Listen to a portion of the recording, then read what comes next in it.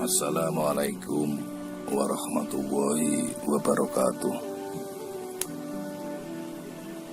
Alhamdulillahirabbil alamin.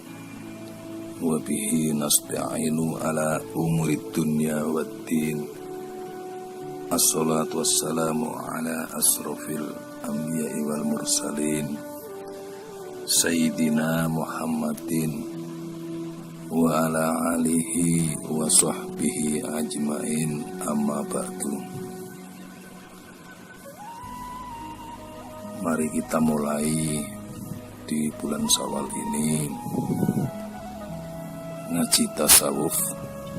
Kali ini akan saya perkenalkan bukan tokoh pemikir, namun akan kami perkenalkan sosok malaikat Israil, yaitu malaikat pencabut nyawa terkenalnya.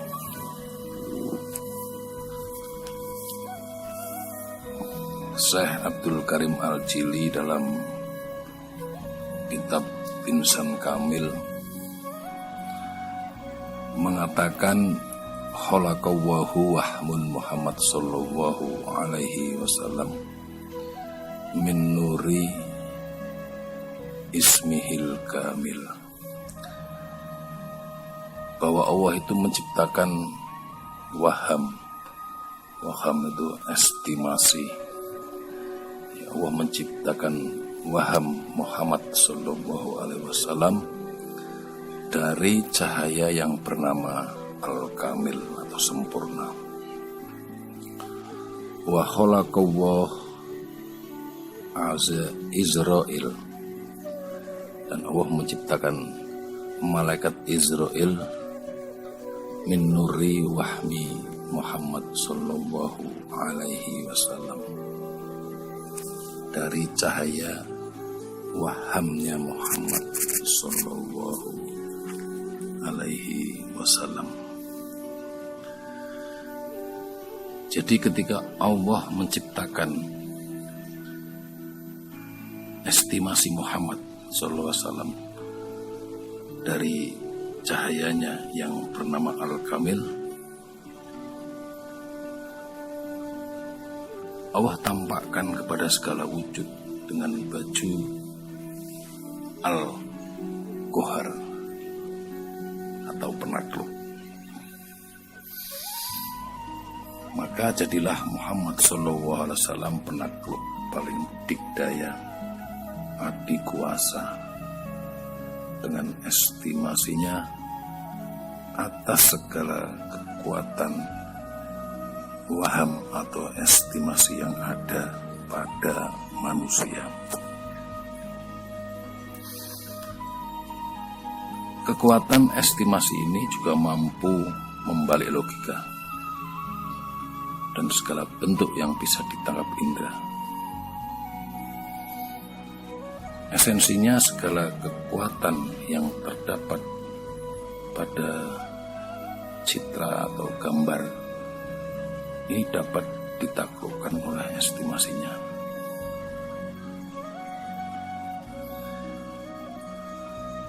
Malaikat Israil adalah malaikat terdikdaya dan paling kuat dari segenap malaikat lainnya, karena ia tercipta dari cahaya estimasi Muhammad SAW. Karenanya ketika Allah Subhanahu wa Ta'ala memerintahkan kepada para malaikat untuk menyempitkan bumi dan mengambil sebongkah tanahnya untuk mencipta Adam alaihissalam, lam yaktaru ahadun ayaqbidu minha illa Israil. Tidak ada satupun malaikat yang sanggup melakukan kecuali Israil. Yang sedemikian itu tatkala Allah memerintahkan malaikat Jibril untuk menyempitkan bumi dan mengambil sebongkah tanahnya, Jibril bersumpah di hadapan Allah bahwa dirinya tidak mampu Demikian halnya ketika Allah menyuruh Mikail, Israfil dan para malaikat yang sangat dekat dengan Allah. Tidak ada satupun dari mereka yang mampu melakukannya. Namun ketika Allah menyuruh malaikat Israel, ia turun dari alam ketinggian lalu menyempitkan bumi. Setelah itu mengambil sebungkah tanah bumi. Bungkahan tanah yang diambil Israel itulah sejatinya yang disebut Ruhul Ardi atau ruh bumi.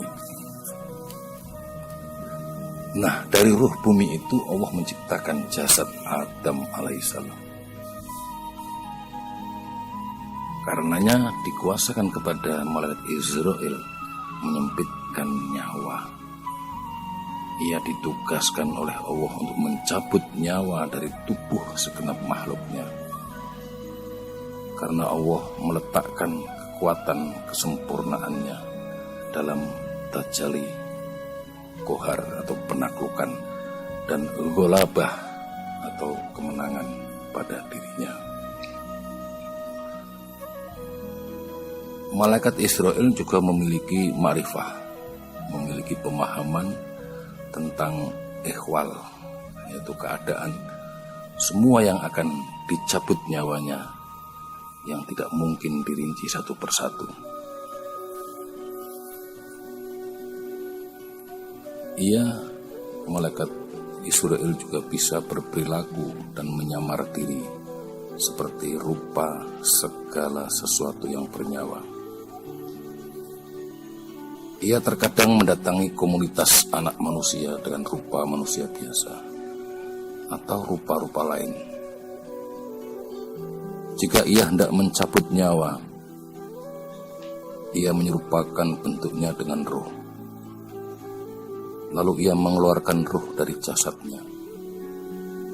Kebanyakan jasad enggan melepas rohnya karena kecintaannya kepada roh. Terjadilah polemik yang super dahsyat antara kecintaan roh pada jasad dengan ketertarikan roh jelmaan Israel. Ini saling tarik-menarik. Namun ketika roh jelmaan Israel itu tarikannya lebih kuat, maka keluarlah roh itu dari jasadnya. Proses keluarnya roh dari jasad itu sungguh merupakan peristiwa yang menakjubkan. Itulah kematian.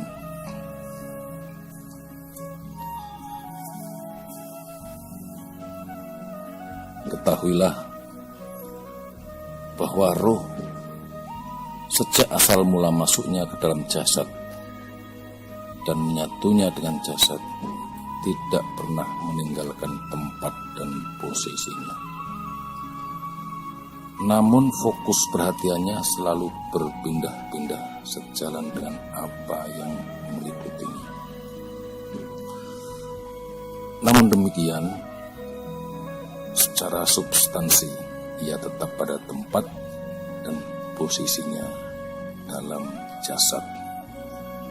Ini coba pelan-pelan, nanti kalau kurang paham bisa diputar kembali untuk lebih mengenal dekat dengan malaikat Israel. Realita ini jelas tidak bisa diterima tataran logika dan mustahil secara akal, karena memang masalah ini hanya bisa diketahui melalui kasaf atau pengetahuan intuisi. Jadi jika jasad yang ditempati roh itu berakhlak, yang diridhoi Tuhan, yaitu berakhlak baik, maka roh tersebut meski jasad yang mewadainya berpijak di bumi akan selalu bersemaikan akhlak ketinggian. Jasad itu meski wujudnya ada di bumi, namun ia bagian dari Iliyin atau penduduk alam ketinggian. Demikian sebaliknya, jika jasad yang ditempati roh itu berakhlak tidak baik, yaitu berakhlak yang tidak diridhoi ketuhanan, seperti perilaku binatang. Meski ia berjalan di atas bumi, namun hakikatnya ia adalah bagian dari si jin, penduduk alam paling bawah. Jadi tinggi dan rendah, naik dan jatuhnya seorang hamba dari alam ketinggian ke alam kerendahan adalah tergantung dari pribadinya sendiri. Yakni ketika roh itu mampu mengkondisikan tubuhnya seperti awal penciptaan, nuansa ketuhanan, ia akan terus naik ke alam ketinggian. Inilah perlunya ilmu sangkan paraning dumadi, mengerti dari awal penciptaan manusia.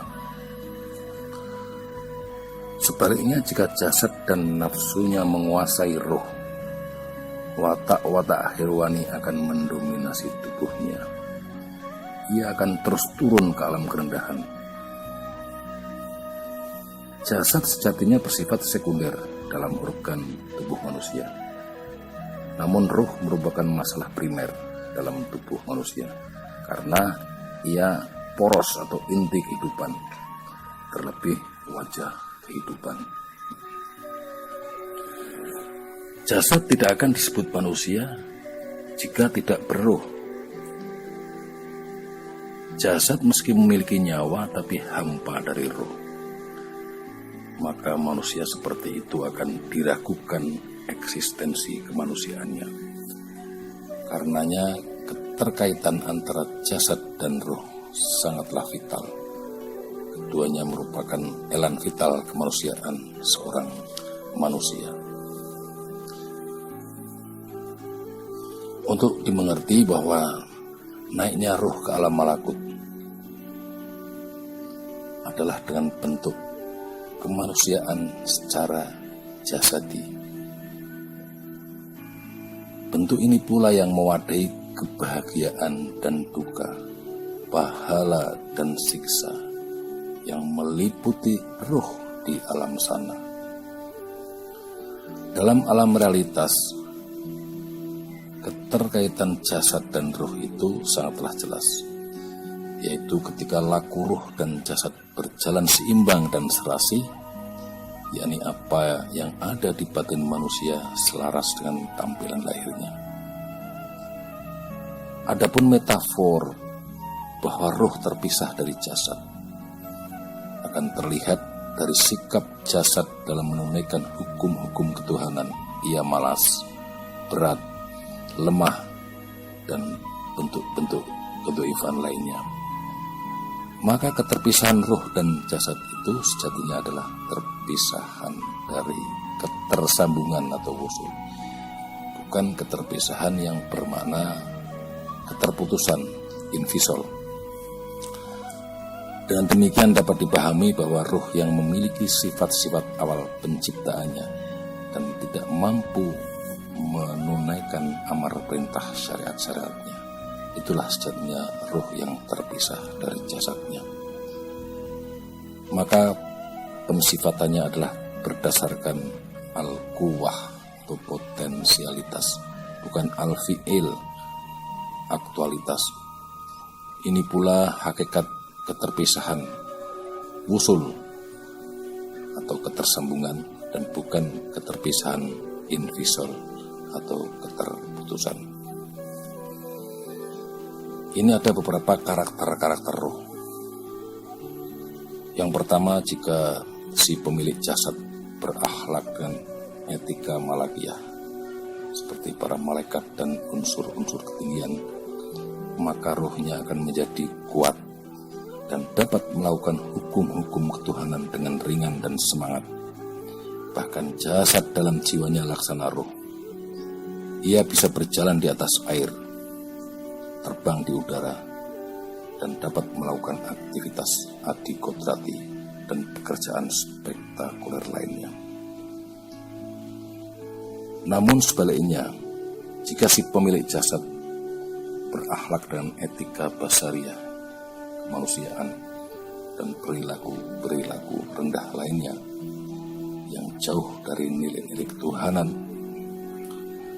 Ruhnya akan menjadi lemah dan malas, serta berat menunaikan hukum-hukum ketuhanan.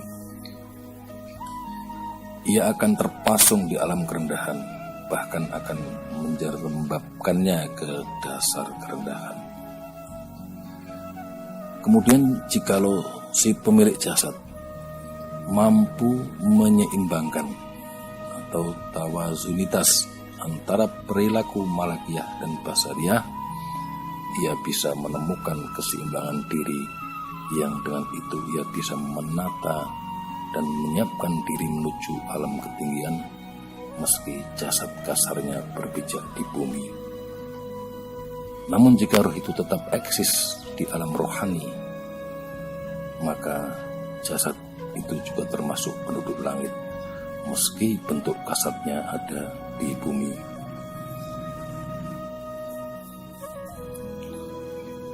Roh ketinggian itu ketika menguasai atau mendominasi jasad, ia akan membuat dada si empunya jasad menjadi lapang. Roh itu menghilangkan kesempitan dan menjadikan kelapangan, mengusir duka dan membuat bahagia. Kesempitan, kesedihan, kesusahan, dan keruwetan hidup lain merupakan pasung atau penjara roh. Tapi dalam diri insan yang roh itulah roh menjadi terpasung. Kelapangan yang bersandarkan nilai-nilai ketinggian itulah hakikat surga dunia. Jadi hakikat surga dunia itu adalah sebuah kelapangan yang bersandarkan nilai-nilai ketinggian, dan itulah akan tetap abadi. Kematian bagi si pemilik jasad yang telah menggapai makom ini hanyalah merupakan perpindahan alam dari alam kebahagiaan terbatas menuju alam kebahagiaan tak terbatas. Pahami dengan seksama masalah ini. Kemudian malaikat Israel ini akan datang kepada para hamba yang hendak dicabut nyawanya dalam berbagai bentuk rupa, sejalan dengan tingkat ketersambungan hamba tersebut dengan Allah.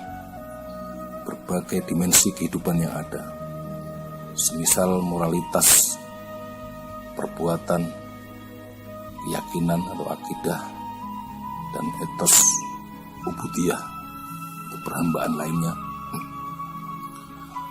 Malaikat Israel akan bersikap ramah dan santun pada orang saleh. Ia akan bersikap galak dan bengis pada para kafir. Malaikat Israel akan mendatangi dengan rupa sesuai keadaan mereka.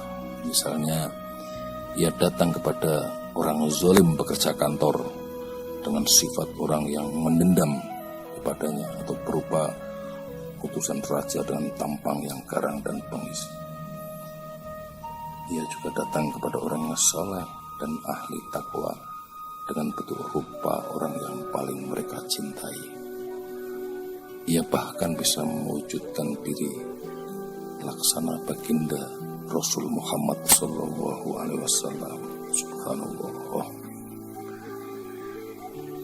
Ketika mereka melihat malaikat Israel dengan rupa seperti itu, roh mereka keluar dari jasad mereka dengan tenang dan damai.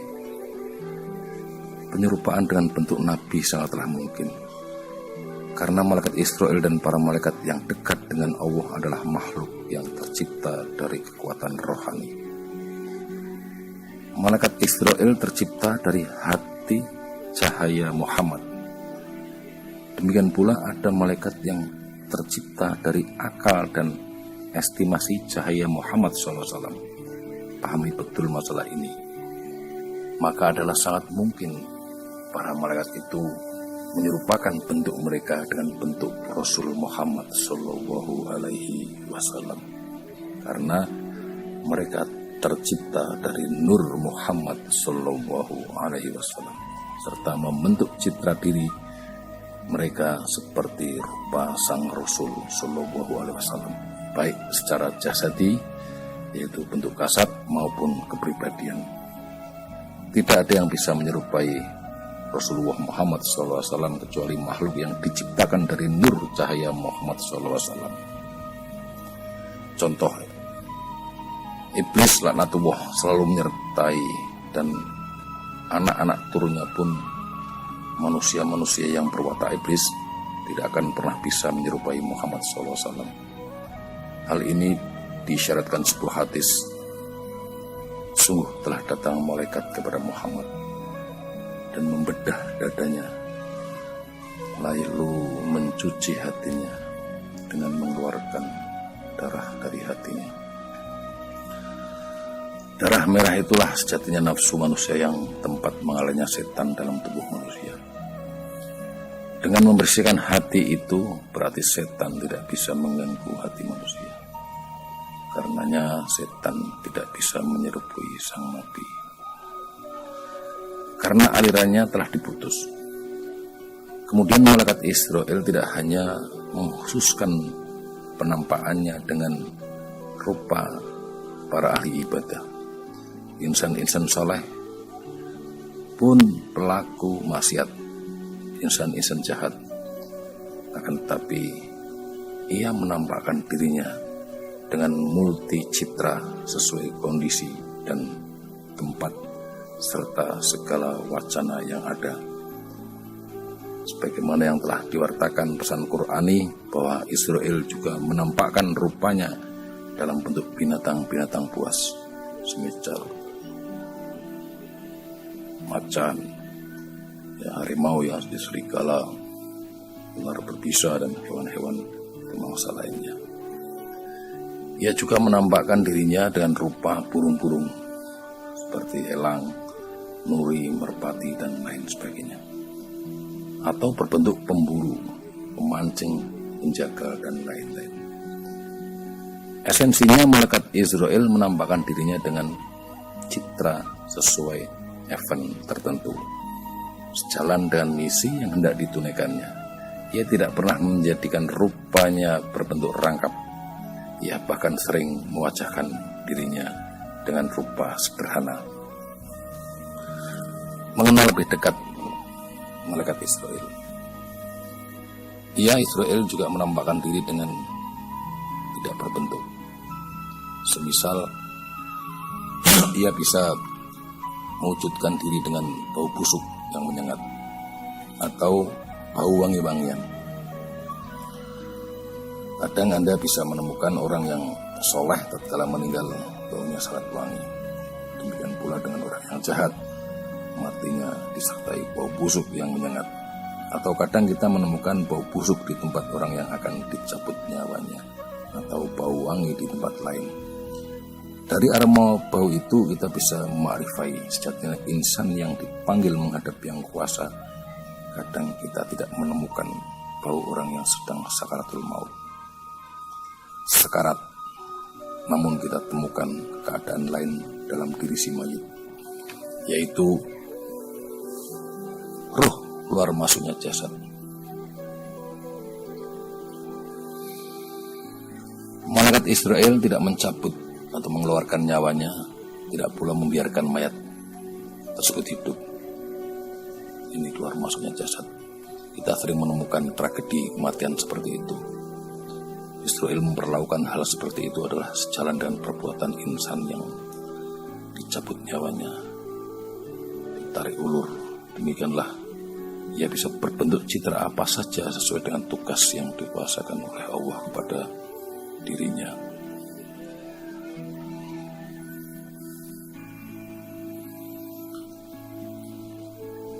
Ketahuilah bahwa roh, innar ruha ba'da khurujihi minal jasadi la yufarriqu suratal jasdiyah abada, lakin yakunu laha zamanun takunu fihi sakinatun mislan na'mi Ketahuilah bahwa roh pasca keluarnya dari jasad, ia sama sekali tidak meninggalkan bentuk jasadnya. Akan tetapi ia hanya vakum dalam rentang zaman tertentu, seperti orang yang sedang tidur, yang di situ tidak melihat sesuatu saat tidurnya. Ia juga tidak tahu apa yang terjadi di sekelilingnya. Secara logika, orang tidur jelas tidak bisa melihat apa-apa atau mendengar suara. Orang yang bicara pun tidak terdengar. Ia juga tidak bisa melihat sesuatu. Namun pada realitanya, orang yang tidur bisa melihat sesuatu melalui mimpinya. Setidaknya itulah yang kami makrifai melalui kasaf atau pengetahuan intuisi. Dan selanjutnya seorang bisa tidur 1 hari, 2 hari, atau bahkan lebih. Ia tidak melihat sesuatu pun dalam tidurnya. Orang yang tidur seperti itu sejatinya sama dengan orang yang sedang berada di alam kubur. Allah bisa saja menjadikan orang yang tidur berhari-hari, serasa beberapa menit, terlebih menjadikan tidur yang sebentar. Namun pada kenyataannya, ia telah tertidur bertahun-tahun, bahkan berabad-abad lalu. Kemudian dibangunkannya kembali. Tapi manusia yang tidur merasa tidurnya hanya beberapa saat saja. Demikian halnya Allah juga membentangkan waktu untuk seorang yang dalam satu waktu itu ia bisa bekerja dengan aneka pekerjaan, berumur panjang dan beranak pinak, yang karunia istimewa itu tidak dimiliki orang lain. Kita yang sekarang masih berada di dunia, sebagai penduduk dunia ini, setiap harinya memerlukan waktu tidur di malam hari. Bahkan tidak jarang banyak manusia tidur di siang hari.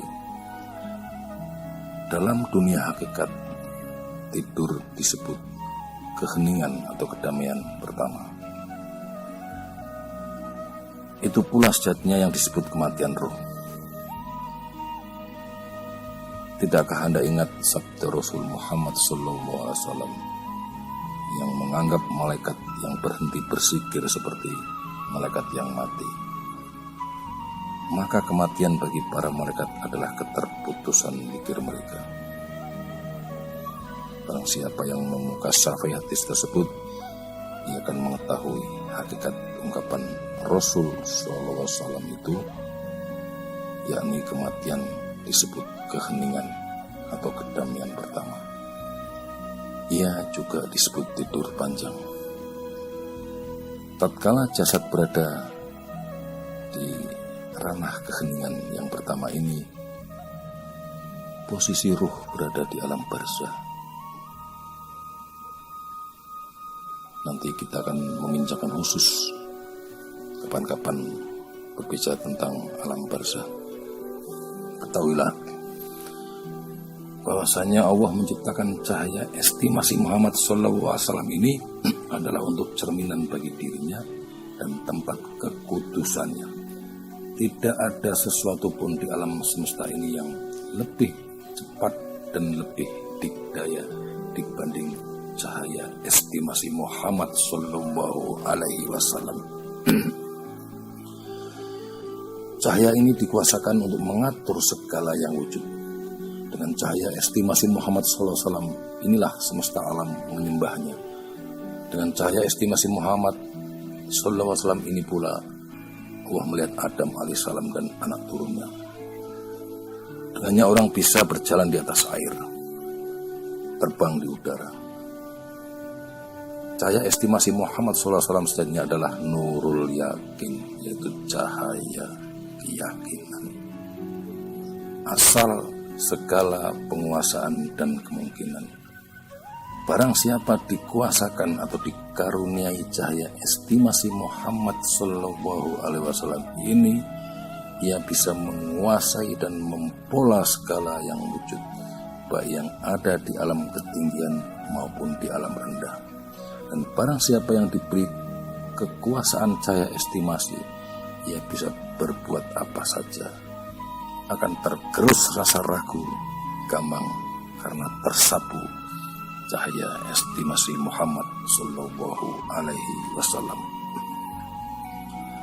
Para jamaah, ketahuilah, semoga Allah senantiasa memelihara rasa iman Anda dan menjadikan Anda ahli yakin, golongan orang yang yakin dan pelaku kebaikan. Bahwasanya ketika Allah Subhanahu wa Ta'ala menciptakan estimasi ini, Dia berkata kepada cahaya estimasi, "Aku bersumpah untuk tidak akan bertajali kepada ahli taklid." Ahli taklid itu orang yang hanya mengikuti saja, kecuali di dalammu. Aku tidak menampakkan kepada segenap isinya alam, kecuali di dalam rasa takutmu.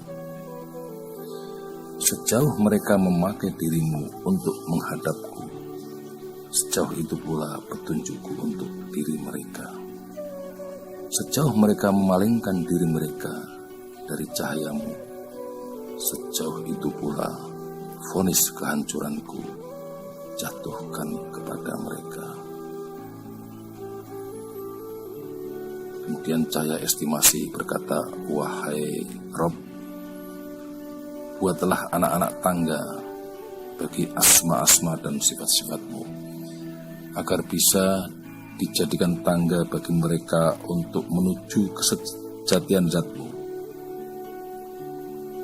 Allah lalu menegakkan contoh-contoh yang menyala, terlukis dalam tembok-tembok kewibawaan dan kekuasaan serta takdirnya. Berikut mengkuasakan pengurusan ritus ibadah dan ubudiyah para hambanya melalui cahaya ini. Allah bersumpah atas nama dirinya, siapapun orangnya tidak akan bisa menemui inti zatnya, hingga unta masuk ke lubang jarum, kecuali jika melalui cahaya ini. Tangga itu kini masih berdiri tegak di belantara kemesterian, di tengah padang kesempurnaannya. Pintu rahasia ketuhanannya terbuka lebar bagi yang berniat suluk atau meniti ke jalannya. Kunci-kuncinya berserakan di belantara ibadah dan ubudiyah. Mereka yang menemukan tangga dan kunci tersebut, Allah akan memakaikan kepadanya baju kedekatan, yaitu Al-Qurb. Allah Subhanahu wa Ta'ala berkata kepada malaikat Israel, "Tunaikan tugasmu, wahai malaikatku." Dia lantas menyematkan dua hal kepada Israel. Satu, cahaya hijau yang tertulis di ujungnya dengan cahaya merah. Ar-Rahman Allamal Qur'an Khalaqal insana allamahul bayan. Tuhan yang Maha Pemurah, yang telah mengajarkan Al-Quran. Dia menciptakan manusia, mengajarkan pandai bicara. Ini Quran surat Ar-Rahman ayat 1-4. Daerah kerendahan yang dilingkupi awan kekufuran dan pengingkaran, tertulis dengan pena penipuan dan pengkhianatan. Innal insana lafi husrin, sesungguhnya manusia itu benar-benar dalam kerugian. Ketika cahaya estimasi ini diturunkan dan dibawa malaikat Israel ke segenap alam dalam bentuk penampakan makhluk, salah satu bentuknya adalah biji gandum. Adam lantas memakannya, maka ia tercempakkan dari surga bersama biji gandum tersebut. Perhatikan betul penyifatan dan isyarat yang kami paparkan ini, karena adanya kontradiksi yang jelas-jelas nyata antara isyarat dan realita teks Quran. Dan Allah mengatakan yang sebenar-benarnya, dan Dia menunjukkan jalan yang benar. Wallahu a'lam bishawab, wa muwaffiq ila muthoriq. Wassalamualaikum warahmatullahi wabarakatuh.